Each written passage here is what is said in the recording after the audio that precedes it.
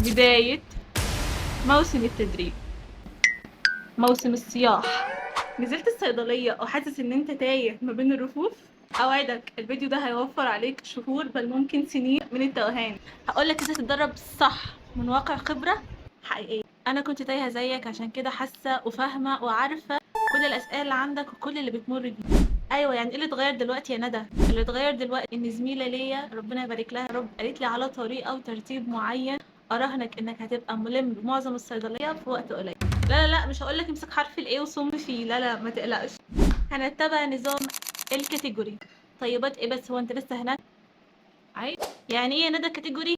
هقول لك، ما تحاولش تذاكر الصيدليه كلها هلومبا كده كلها مره واحده. ابتديها كاتيجوري كاتيجوري، مجموعه مجموعه.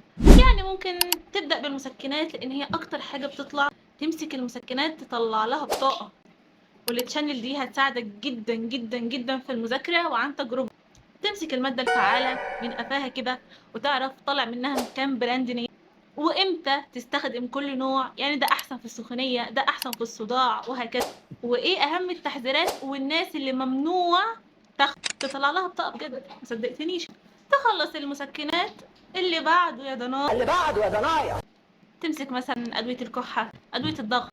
براحتك، ما داخلش الصيدليه كده زي الطور الهايج في عنبر 7 بتلوش في كل حته وعايز تعرف كل حته في كل حاجه في نفس الوقت. بالطريقه دي هتبقى فاهم كل مجموعه كامله من غير ما تحفظ معلومات متفرقه وتنساها. اراهنك لو مشيت على الطريقه دي هتكون في نهايه الصيف قادر تكون ملم بمعظم ادويه الصيدليه. وللحقيقه هي محتاجه صبر، محتاجه طولة بال، محتاجه استمراريه، محتاجه بصمه، محتاجه حفظ. ومن النهارده مش هنتوه تاني في الصيدليه.